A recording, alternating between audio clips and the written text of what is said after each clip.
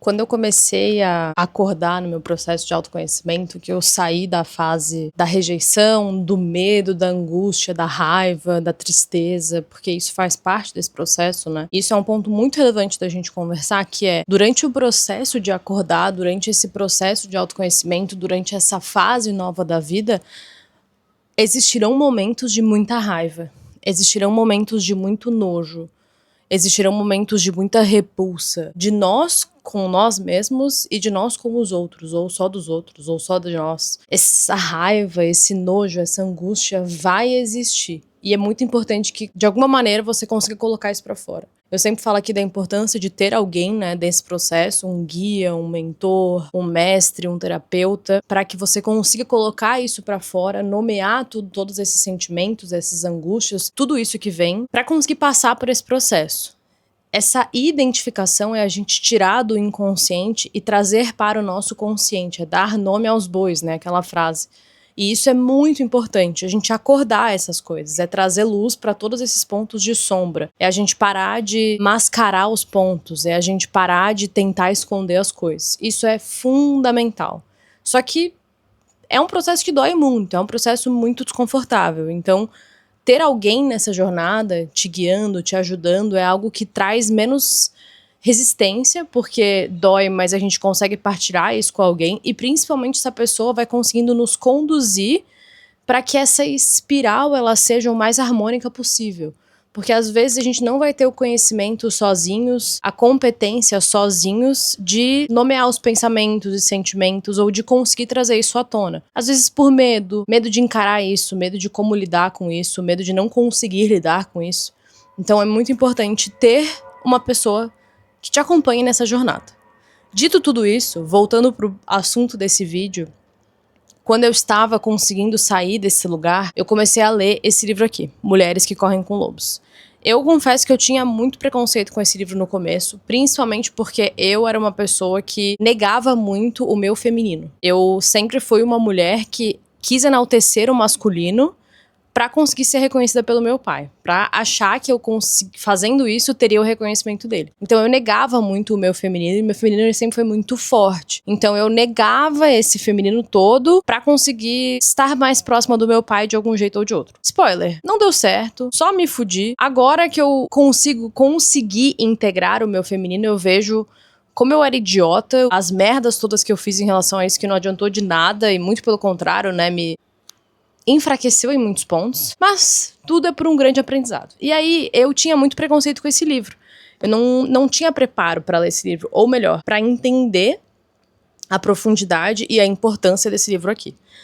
Então eu estive muito receosa para ler esse livro, eu já tinha sido indicada essa leitura para mim durante muito tempo, mas sempre deixei um pouco de lado. Enfim, quando eu consegui ter coragem de ler esse livro, foi um livro que eu tomei como uma bíblia. Foi um dos primeiros livros que eu li sem ter pressa de ler, sem querer que ele acabasse logo para começar uma outra leitura. Eu queria degustar esse livro, eu me via nesse livro. Então eu refletia sobre as coisas que eu lia, eu escrevia sobre as coisas que eu lia, eu trazia a minha essência para cada página que a Clarissa escreve aqui no livro, eu trazia os meus pontos, as minhas vivências. E isso me ajudou muito nesse processo de nomear as coisas.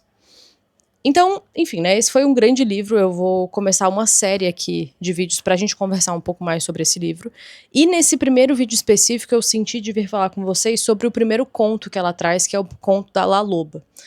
É um conto que, na primeira vez que eu li, ele já me veio exatamente esses insights que eu vou passar pra vocês. Porque são insights muito valiosos, foram muito valiosos pra mim, foram insights que me fizeram entender as coisas de um outro jeito. E foram insights que afirmaram a minha vivência perante esse conto. Eu sinto que eu vivi todos os contos que a Clarissa fala aqui, eu sinto que eu vivi cada uma dessas fases. E por isso que foi tão dolorida essa leitura, foi tão pesada, densa, eu precisava refletir, nomear, porque eu sentia que eu vivi tudo que ela contava aqui, eu vivia, eu me identificava com cada história que ela trazia. Eu sentia cada dor de cada história, de cada momento de ser presa, de estar enjaulada e depois cada momento de liberdade. Foi incrível, transformador, absurdo. O primeiro conto, então, é o conto da conto da La Loba, a recolhedora de ossos, e é um conto que ele mexeu muito comigo porque ele fala da gente conseguir integrar todas as nossas partes. Basicamente, o que me veio de insight quando eu li esse conto pela primeira vez, porque eu já li o livro 2 vezes, e acredito que eu lerei muitas outras vezes, é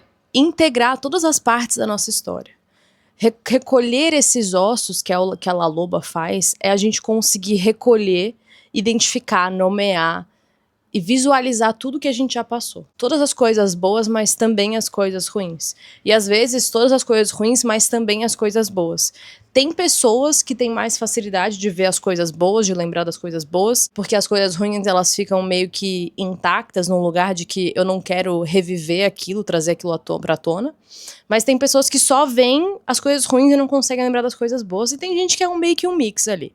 Então, recolher esses ossos, no meu caso, foi reconhecer todas as histórias que eu neguei durante muito tempo e todas as histórias que eu queria recontar para mim mesma. Que eu queria entender a outra versão, né? O outro lado da moeda. Eu já falei aqui sobre essa frase para vocês. Meu terapeuta, ele fala muito sobre esse outro lado da moeda. Tudo tem um outro lado, né? Então, a moeda, ela tem 2 lados e todas as histórias têm 2 lados.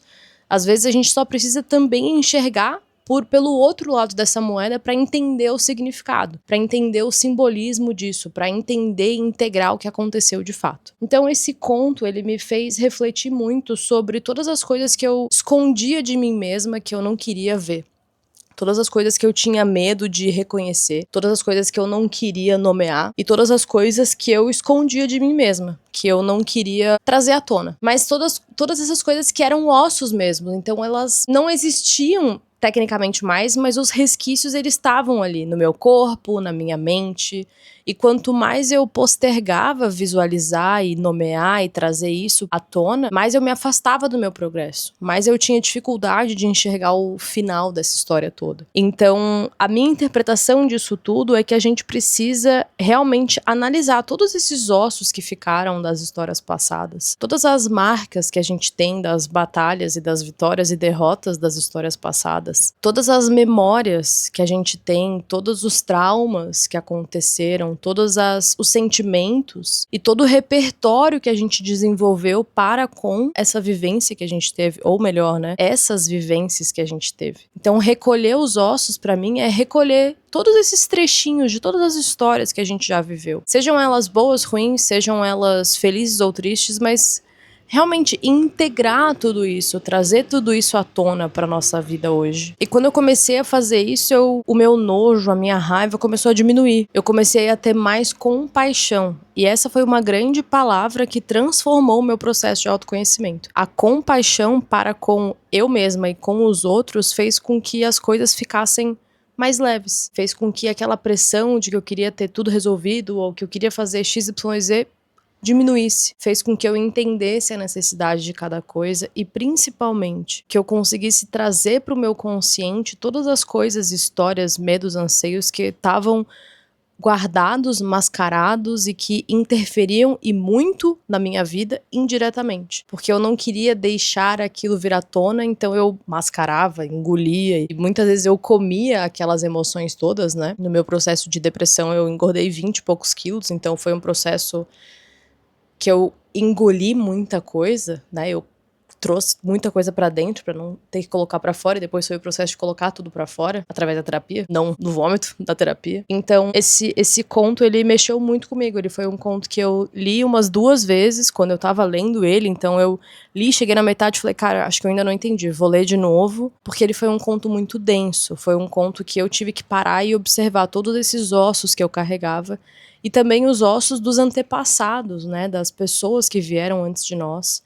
Então eu passei pela perda no campo material da minha avó, fazem 2 anos agora, e foi um momento complexo da minha vida. Depois que isso aconteceu, muitas outras coisas foram desmoronando, digamos assim. Então foi um processo de olhar para esses ossos dos meus ancestrais, né, esses ossos que estão aqui, mas que esse DNA ele vem de outras pessoas, de outras gerações, e reconhecer isso tudo, reconhecer certos medos automáticos, certas coisas que eu posso ter herdado e que nem necessariamente são minhas, mas reconhecer reconhecer esses comportamentos. Isso mudou muito a minha forma de lidar comigo mesma e de conseguir enxergar e entender as pessoas também, né? Essa compaixão, ela é fundamental. E esse conto, ele é um conto muito bonito, ele é um conto muito profundo, mas ele também é um conto muito solitário. E esse é um outro ponto do processo de autoconhecimento, né? Na maioria das vezes ele vai ser solitário. E solitário não é ruim. A gente só tem que aprender a lidar com essa solidão. Às vezes a gente vai falar de solitude, né, de aproveitar esse tempo sozinho. E sim, a gente precisa aprender a lidar com isso. Mas antes de aprender a lidar com isso, é encarar o desconforto. Existem algumas pessoas que falam, né, que o desconforto, ele faz parte da vida, e o desconforto, ele tá em tudo, na alimentação. A gente tem que sentir fome para comer de novo, né, para ter o desconforto de que tem alguma coisa errada para que eu possa agir. Se não tiver desconforto, o meu corpo, ele entra numa zona de relaxamento na maioria das vezes. Então esse desconforto do início do autoconhecimento, da solidão mesmo, de a gente achar que a gente tá sozinho, ele é muito fundamental. Mas quando ele vem, a gente tem que ter as nossas ações rápidas para saber lidar com os próximos passos, né? Então, beleza, essa solidão, ela existe aqui. Mas o que eu vou fazer para que ela não me consuma? Ou o que eu vou fazer para lidar melhor com ela, para ter outro entendimento sobre ela? Então, são reflexões que a gente poderia ficar horas e horas aqui falando. São reflexões muito profundas que falam muito dos nossos processos de autoconhecimento. E que dentro desse livro, essa foi a primeira, né, grande história, o primeiro capítulo aqui que já me trouxe muitas identificações. É claro que existem muitas outras interpretações, eu adoraria trazer e trarei muitos outros conteúdos sobre. Cada conto, ele pode virar, meu Deus, tantas e tantas e tantas horas de conversa.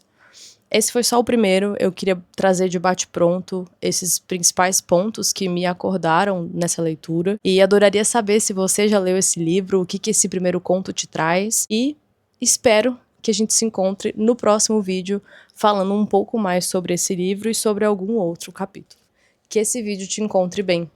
Um grande beijo e até o próximo.